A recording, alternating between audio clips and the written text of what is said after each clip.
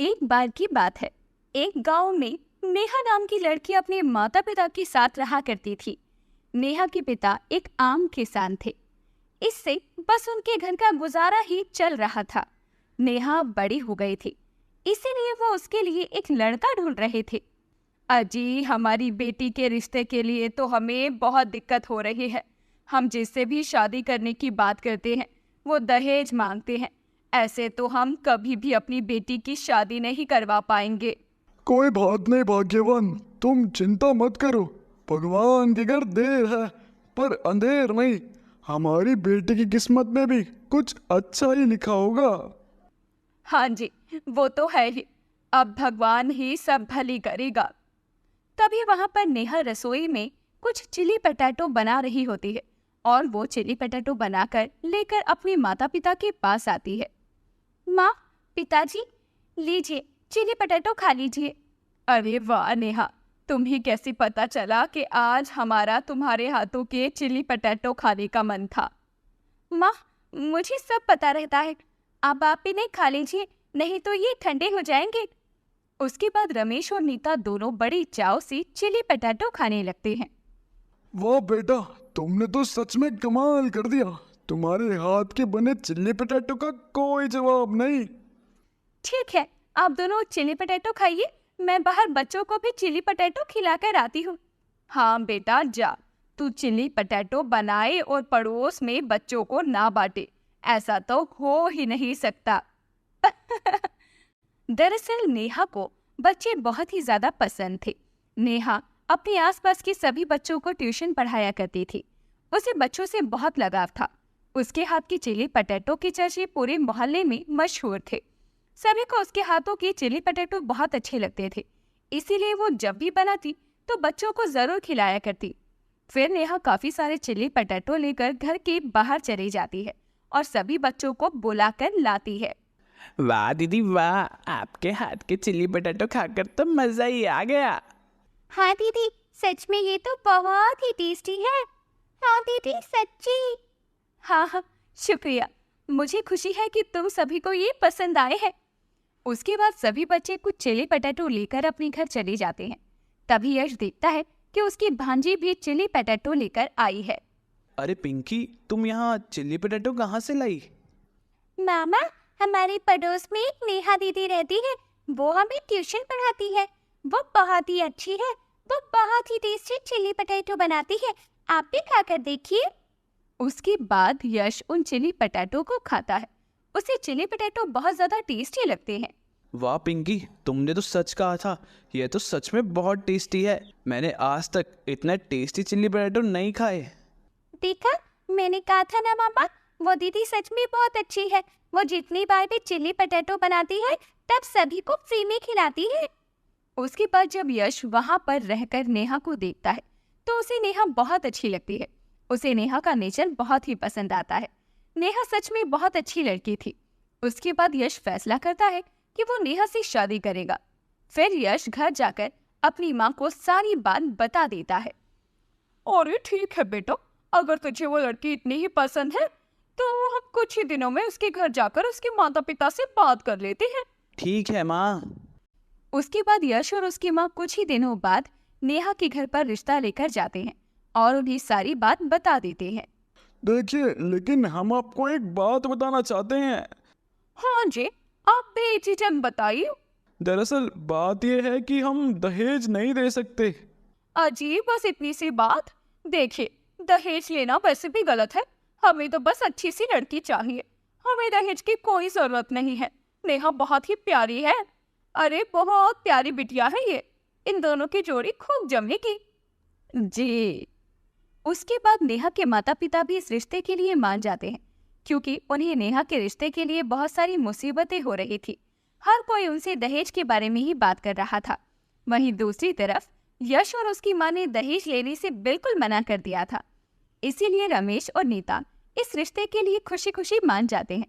उसके बाद वो यश और नेहा की शादी करवा देते हैं। यश का खुद का बिजनेस था। उस घर में किसी चीज की कोई कमी नहीं थी। सब अच्छा चल रहा था। नेहा की सास सविता भी नेहा के साथ बहुत अच्छा व्यवहार करती थी। नेहा, कल मेरा एक बहुत अच्छा दोस्त आएगा। तुम उसके लिए अच्छा सा खाना बना देना। जी ठीक है, मैं खाना रेडी कर दूंगी। और सुनो, तुम चिल्ले पोटैटो भी बना ही देना। सच में उन्हें खाकर तो मज़ा ही आ जाता है। जी बिल्कुल। उसके अगले दिन यश का दोस्त कमल उसके घर आता है। तब नेहा उनके लिए खाने में बहुत स्वादिष्ट चीजें बनाती है, साथ ही वो चिली पटेटो भी बनाती है। अरे कमल, शर्माओ मत, खाना खाओ। हाँ हाँ, मैं खा रहा हूँ। उसके बाद कमल खाना खाने लगता है। ये खाना तो बहुत ही टेस्टी है भाई। भाभी माँ तो साक्षात अन्नपूर्णा देवी है। उसके बाद कमल खाना खाकर वहां से चला जाता है। कमल और यश काफी अच्छे दोस्त थे। इसी तरह समय बीतता जाता है। फिर एक दिन जब यश अपने गोदाम में काम कर रहा था, तब अचानक से उसके गोदाम में आग लग जाती है। उस समय यश वहीं पर फंस जाता है। जैसे ही ये बात कमल को पता चलती है, कमल वहां पर दौड़ा जाता है। उसके बाद कमल यश को बचाने के लिए अंदर चला जाता है। यश के ऊपर बहुत सारी चीजें गिर गई थी, जिस वजह से यश बेहोश हो गया था। लेकिन फिर भी कमल जैसे तैसे करके यश को बाहर ले आता है। यश मेरे दोस्त, अपनी आंखें खोलो। उसके बाद कमल यश को हॉस्पिटल में एडमिट करवा देता है। जैसे ही ये बात नेहा और सविता को पता चलती है, वो दोनों भी जल्दी से हॉस्पिटल जाते हैं। वहां जाकर पता चलता है कि यश की हालत बहुत ज्यादा गंभीर है और उसके इलाज के लिए उन्हें काफी पैसों की जरूरत है। फिर घर में जितनी भी सेविंग होती है, नेहा उन सभी की मदद से यश का इलाज शुरू करवाती है। लेकिन धीरे धीरे नेहा के पास बची हुई सारी सेविंग भी खत्म हो जाती है। वहीं दूसरी तरफ कमल अपनी सारी सेविंग यश के इलाज में लगा देता है। कमल भैया, आप ऐसा मत कीजिए। आपने कितनी मेहनत से अपने लिए पैसे जोड़े थे। हमारी वजह से आपको कितनी परेशानी झेलनी पड़ रही है। भाभी माँ, आप कैसी बात कर रही हैं? यश मेरा दोस्त ही नहीं, बल्कि वो बिल्कुल मेरे भाई जैसा है। अगर उसकी मुसीबत के समय मैं उसकी मदद नहीं करूँगा तो कौन करेगा? कमल भैया, आपने उनके गोदाम से भी जान बचाई। हमारी मदद करने के लिए आपका बहुत बहुत शुक्रिया। भाभी माँ, आप शुक्रिया मत कहिए। आप बस यश का अच्छे से ध्यान रखिए। अगर आपको किसी भी चीज़ की ज़रूरत हो तो बेझिझक मुझे बता देना। जी जरूर। वहीं दूसरी तरफ नेहा को बहुत बुरा लगता है कि उनकी वजह से कमल को भी बहुत परेशानियों का सामना करना पड़ रहा था। क्या बात है बहू, तो इतनी उदास क्यों बैठी है? माँ जी, अब हमारे पास बिल्कुल भी पैसे नहीं बचे हैं। साथ ही कमल भैया की भी सारी सेविंग खत्म हो गई है। हमारी वजह से उन्हें भी कितनी परेशानी हुई। अब मुझे बिल्कुल भी समझ नहीं आ रहा कि हम क्या करेंगे। सच में बहू, ये तो बहुत चिंता की बात है। अगर ऐसा ही चला तो हम यश का इलाज कंटिन्यू नहीं करवा पाएंगे। आपने बिल्कुल सही कहा माँ जी। वैसे बहू, मेरे पास एक आइडिया है, लेकिन क्या माँ जी? वो काम तुझे करना ही होगा, लेकिन मैं नहीं चाहती कि तेरे ऊपर किसी भी काम का बर्डन आए। नहीं माँ जी, मुझे बताइए कि क्या आइडिया है। मैं कुछ भी करने के लिए तैयार हूँ। तू इतने टेस्टी चिली पोटैटो बनाती है। आज तक मैंने या यहाँ पर किसी ने भी इतने टेस्टी चिली पोटैटो नहीं खाए हैं। और तुझे तो पता है कि यहाँ पर खाने का कितना ट्रेंड है। सभी को शहरों में मोमोज, चिली पोटैटो, ये सब खाना तो बहुत पसंद है। आपने बिल्कुल सही कहा माँ जी। मैं अपना चिली पोटैटो का स्टॉल खोल लेती हूँ। इससे हमें बहुत फायदा होगा। हाँ, जब तक यश बीमार है तब तक तो हमें ये काम करना होगा। मुझे माफ करना बहू, मैं तुम्हें परेशान नहीं करना चाहती। नहीं माँ जी, आप ये कैसी बातें कर रही हो? ये तो बल्कि मेरा फर्ज बनता है। आपने और यश जी ने मेरा कितना ध्यान रखा है। अगर मैं इस परिवार के लिए कुछ कर सकती हूँ तो मैं जरूर करूँगी। आप ही तो मेरा परिवार है। ठीक है बेटा, मैं भी तेरी इसमें मदद करूँगी। उसके बाद नेहा और सविता दोनों मिलकर चिली पोटैटो का स्टॉल लगा लेती हैं। नेहा सच में बहुत अच्छी चिली पोटैटो बनाती थी। सभी बड़े चाव से खाते थे। उनकी चिली पोटैटो पूरे शहर में हर जगह मशहूर हो जाते हैं। नेहा उसमें काफी ज्यादा मुनाफा कमाती है। उन्हीं पैसों की मदद से वो अपने पति यश का भी आगे इलाज करवा पाती है। इसी तरह कई महीने बीत जाते हैं। अब यश पूरी तरह ठीक होकर घर वापस आ जाता है। तुम दोनों ने मेरे लिए कितनी मेहनत की, साथ ही मेरा मुसीबत में साथ दिया। मेरे भाई, तुमने अपनी जान खतरे में डालकर मेरी जान बचाई। मुझे बहुत खुशी है कि तुम अब बिल्कुल ठीक हो गए। ये आप सबकी मेहनत का ही कमाल है। हमें खुशी है बेटा कि तुम ठीक हो। हाँ बिल्कुल, लेकिन इसी खुशी के साथ मेरे पास एक और खुशखबरी है। कैसी खुशखबरी नेहा? उसके बाद नेहा यश को एक चाबी देती हुए कहती है, ये एक रेस्टोरेंट की चाबी है। क्या क्या कहा? रेस्टोरेंट? किसका रेस्टोरेंट? दरअसल मैंने और मम्मी जी ने चिली पटेटो का स्टॉल लगाया था। उसमें हमें बहुत अच्छा मुनाफा हुआ। साथ ही हमने बहुत सारी सेविंग करके एक छोटा सा रेस्टोरेंट खोला है। क्या यह सब आप दोनों ने किया? हाँ बेटा, सब नेहा बहू के हाथों का कमाल है। मैं इतना सब कुछ कभी अकेले नहीं कर पाती, इसमें सभी का पूरा सहयोग है। भाभी माँ, कॉन्ग्रेचुलेशंस। लेकिन कमल भैया, आपको भी कॉन्ग्रेचुलेशन, क्योंकि आप भी इस रेस्टोरेंट में यश जी के साथ पार्टनर हैं। लेकिन भाभी माँ, मैं क्यों? मेरा तो इसमें कोई योगदान नहीं है। कमल भैया, इसमें आपका भी बहुत बड़ा योगदान है। आपने अपनी सारी सेविंग यश जी के लिए लगा दी, इसीलिए इसमें आपका भी हिस्सा बनता है। लेकिन कुछ नहीं, हम सभी मिलकर इस रेस्टोरेंट को और आगे तक लेकर जाएंगे। उसके बाद सभी इसी तरह हंसी खुशी मिलकर अपनी आगे की जिंदगी जीते हैं। हेमलता अपनी 2 देवरानियों के साथ बड़ी मिलजुल कर रहा करती थी। घर में बड़ी बहू होने के नाते उसने परिवार को बड़ी मेहनत से संभाला था। उसका पति राम एक रेस्टोरेंट का मालिक था। उसके दोनों छोटे भाई आकाश और पंकज भी अपना बिजनेस संभाल रहे थे। एक दिन ऐसे ही पूरा परिवार हॉल में बैठा हुआ था। नेहा, मेरा चाय पीने का बड़ा मन कर रहा है, जरा एक कप चाय बना देना मेरे लिए। दीदी, मेरा सर बहुत जोर से दुख रहा है, आप देवरानी को कह दीजिए, वो आपके लिए चाय बना देगी। अरे क्या हुआ तुम्हें? तुम्हारा सिर क्यों दुख रहा है? तुम्हारी तबीयत तो ठीक है ना? अरे गरिमा, चाय तुम बना लो और हाँ, नेहा के लिए भी बना देना। ठीक है दीदी, मैं अभी सबके लिए गर्मा गर्म चाय बनाकर लाती हूँ। इतना कहकर गरिमा किचन में चली जाती है। थोड़ी देर बाद गरिमा सभी के लिए चाय बनाकर लाती है। सभी चाय की चुस्की लेते हुए चाय का आनंद ले रहे थे। तभी पंकज बोला, भाभी, मुझे पता चला है कि हमारे रेस्टोरेंट पर कुछ कंपटीटर्स की नज़र है। हाँ, तुम्हारे भैया कल कह तो रहे थे रेस्टोरेंट की जमीन पर बहुत तगड़ा दाम मिल रहा है, लेकिन मैं ये रेस्टोरेंट तुम्हारे भैया को कभी बेचने नहीं दूंगी। लेकिन क्यों भाभी? जब रेस्टोरेंट की जमीन का अच्छा खासा पैसा मिल रहा है आपको, तो मैं तो कहता हूँ कि आप उन पैसों को किसी और बिजनेस में लगाओ, ताकि आपका पैसा डबल हो जाए। अरे नहीं आकाश, हम अपना रेस्टोरेंट नहीं बेच सकते। अगर ये पूंजी भी हमारे हाथ से निकल गई तो हम बर्बाद हो जाएंगे। हेमलता इतना कह ही रही होती है कि तभी उसके फोन पर अननोन नंबर से कॉल आता है। वो कॉल पर बातचीत करते हुए हॉल से बाहर चली जाती है। तभी आकाश पंकज से कहता है, आखिर भाभी चाहती क्या हैं? उनको पता नहीं कि अगर उन्होंने रेस्टोरेंट बेच दिया तो इनके साथ साथ हमारी भी जिंदगी मस्त मौला हो जाएगी। लेकिन लगता है कि भाभी उस पूंजी का बंटवारा नहीं करना चाहती। अच्छा तो अब समझी जेठानी जी की चालाकी। मैं तो इन्हें बहुत ही भोली भाली समझ रही थी, लेकिन ये तो रियल में प्लेयर निकली। अब आप दोनों ही कोई तरकीब सोचो कि रेस्टोरेंट किसी भी हालत में बिक जाए और सारा का सारा पैसा हमारे हाथ में आ जाए। नेहा की बात सुनकर पंकज और आकाश के कान खड़े हो जाते हैं। तभी तीनों आपस में फुसफुस कर ही रहे होते हैं कि तभी नेहा चाय लेकर आती है और हेमलता भी कॉल पर बात करके खत्म करके उनके पास वापस लौट आती है। हेमलता ने जाने अनजाने में ही अपने घर में आस्तीन के सांपों को पाल रखा था, जिन्हें वो अपना और अपने बेटों से बढ़कर माना करती थी। उन्होंने उनके साथ विश्वासघात किया। कुछ दिनों बाद आकाश और पंकज दोनों ने मिलकर रेस्टोरेंट को बेच दिया। उन्होंने इस बात को किसी को कानो कान खबर तक लगने नहीं दी। ऐसे में हेमलता और राम दोनों ही टूट चुके थे। अब उनके पास कुछ भी नहीं बचा था। हे भगवान, ये तूने मेरी कैसी परीक्षा ले रहा है।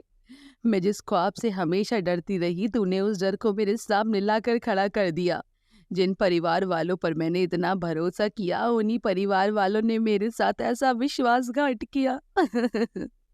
हेमलता, हम तो बिल्कुल लाचार हो गए। अब मैं क्या करूँगा? मेरी सारी मेहनत की कमाई मिट्टी में मिल गई। पूरी जिंदगी इतनी ईमानदारी से अपना जीवन जिया और अंत में हमारे साथ ये हुआ। शायद भगवान हमसे कुछ और ही चाहते हैं। हमारे परिवार ने ही हमारे साथ इतना बड़ा धोखा किया। ये हमारी परीक्षा है। भले ही इन लोगों ने हमारे रेस्टोरेंट को बेच दिया हो, लेकिन आखिर में हम सब तो एक परिवार ही हैं। घर के सभी लोग हेमलता और रामू की बातें सुन रहे थे। बातें सुनकर पंकज बोला, भाभी, कौन सा परिवार? जब हमने आपको रेस्टोरेंट बेचने के लिए कहा था, तब आपने हमारी एक नहीं सुनी और हमारे सिर पर ही बोझ बनने की कोशिश कर रही हो। हाँ भाभी, भैया बिल्कुल ठीक कह रहे हैं। आपने इस मुसीबत को खुद गले लगाया है, अब आप ही इसे भुगतो। जेठानी जी, ये तो फैसला आपको बहुत ही सोच समझ कर लेना था। अब तो हो गई गलती और गलती की सजा तो भुगतनी ही पड़ेगी ना। हाँ नेहा, गलती मुझसे हो गई। मेरी गलती है ये कि मैंने तुम लोगों को अपनी औलाद से बढ़कर माना। लेकिन आज हमारे कष्ट के समय में तुम लोग भी पीठ दिखा रहे हो। मुझे शर्म आती है तुम दोनों को अपना भाई कहते हुए। इन भाइयों को बचपन से मैंने पढ़ा लिखा कर इस मुकाम पर पहुंचाया, और आज मुझे ये देखना पड़ रहा है। निकल जाओ मेरे घर से, इससे पहले कि मैं अपना आपा खो दूं। आपका घर? भैया, इस घर पर जितना आपका अधिकार है उतना ही हम दोनों का भी है। किसी को तकलीफ ना हो, इसलिए मैं इस घर का बंटवारा चाहता हूँ। हाँ भैया, मैं भी चाहता हूँ। नहीं नहीं, मैं इस घर का बंटवारा नहीं होने दूंगी। मैंने बड़ी ही शिद्दत से इस घर को संवारा है। अपनी आंखों के सामने मैं इस घर का बंटवारा होते हुए नहीं देख सकती। और जिनके असली रंग निकल कर हमारे सामने आए, अब हम कुछ नहीं कर सकते। चलो यहाँ से। हेमलता और राम उस घर को हमेशा के लिए छोड़कर चले जाते हैं। राम अपने एक दोस्त से अपनी मुसीबत के समय मदद मांगता है। वो उन दोनों को अपने घर की छत में एक छोटा सा कमरा रहने के लिए दे देता है। अब हेमलता और राम अपने खाने पीने का बंदोबस्त के बारे में सोच रहे थे। सुनिए जी, आप कहीं छोटी मोटी नौकरी कर लीजिए ताकि कुछ दिन हमारा गुजारा बसर हो जाए। हाँ, तुम ठीक कहती हो, लेकिन मुझे नौकरी देगा कौन? राम की बात सुनकर हेमलता सोच में पड़ जाती है और कुछ देर बाद तेज आवाज में अचानक से कहती है, आपने ना नौकरी कभी की थी और ना ही करेंगे। क्यों ना हम दोनों पति पत्नी मिलकर अपना एक छोटा सा बिजनेस शुरू करें। लेकिन कैसा बिजनेस? तुम भी गजब की बात करती हो। इस हालात में हमारे पास खाने के लिए एक फूटी कौड़ी नहीं है, और तुम एक कारोबार के बारे में सोच रही हो। अरे मैं जो सोच रही हूँ, अगर वो हो गया तो हमारा छोटा सा बिजनेस भी हमें बड़ा मुनाफा देगा। हम रोड के चौराहे पर मोमोज का छोटा सा ठेला लगाएंगे। जो काम आपने रेस्टोरेंट में किया करते थे, बस वही काम आपको छोटे लेवल पे करना होगा। तुम्हारी बात में दम तो है, लेकिन अरे लेकिन वेकिन कुछ नहीं, हम दोनों मिलकर इस छोटी सी शुरुआत को अंजाम देंगे। तो ठीक है। अब क्या था, दोनों पति पत्नी मिलकर मोमोज का एक ठेला लगाना शुरू कर देते हैं। उन दोनों को मेन रोड पर मोमोज बेचते हुए देख लोग उनका मजाक उड़ाते थे, क्योंकि राम एक जाने माने रेस्टोरेंट का मालिक था, लेकिन अब वह रोडपति बन चुका था। ये सब देख राम काफी निराश था, लेकिन हेमलता ने कभी हिम्मत नहीं हारी। वो दोनों पति पत्नी एक दूसरे का साथ निभाते हुए रोजाना मोमोज बेचा करते, और धीरे धीरे उनकी गाड़ी पटरी पर आ जाती है। एक शाम उन दोनों के पास कुछ ग्राहक आए। उन्होंने उन्हें मोमोज का ऑर्डर दिया। वो मोमोज खाकर बोले, बहन जी, आपके हाथ के मोमोज तो बड़े ही स्वादिष्ट हैं, लेकिन मैं चाहता हूँ कि आप और भी वैरायटी के मोमोज बनाएं। भाई साहब, इससे आप लोगों के मोमोज के ठेले पर आने वाले ग्राहकों की संख्या बढ़ जाएगी।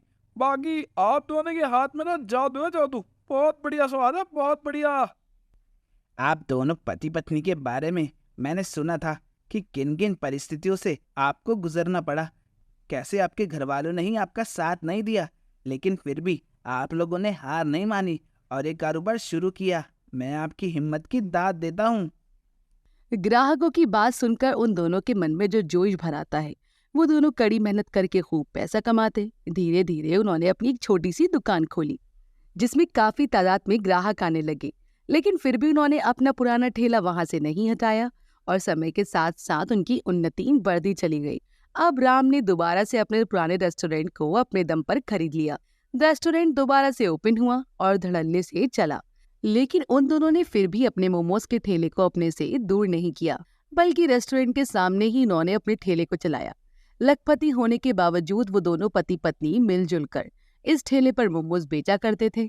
काफी समय से उन्हें ऐसा करता हुआ देख ग्राहक अक्सर उनसे सवाल किया करते थे, अरे भाई साहब, तो इस ठेले को छोड़ दीजिए। आप इतने बड़े रेस्टोरेंट के मालिक हैं, लेकिन फिर भी अपने रेस्टोरेंट के सामने आप इस पुराने ठेले पर मोमोज बेचते हैं। यह सब करके आपको क्या मिलता है? क्या आपने क्या कहा? ये मोमोज वाले भाई साहब इस रेस्टोरेंट के मालिक हैं? मैं तो इसी भ्रम में जी रहा था कि मोमोज वाला एक आम इंसान है। आप अपने रेस्टोरेंट में महंगी गाड़ियों से आते हैं, लेकिन इसके बावजूद भी आप इस मोमोज के ठेले को संभालते हैं। ग्राहकों की बात पर राम हंसते हुए कहता है, मैं ऐसा इसलिए करता हूँ ताकि मैं अपने पिछले समय में की हुई गलतियों को ना दोहराऊं, और इस ठेले से यही सबक लूं कि वक्त बदलते देर नहीं लगती।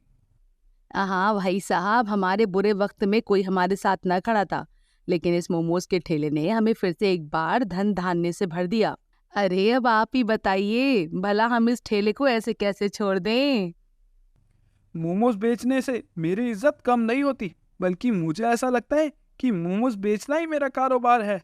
अरे अब तो आप हमारी बात समझ ही चुके होंगे कि मोमोज बेचना हमारे लिए कोई आम बात नहीं।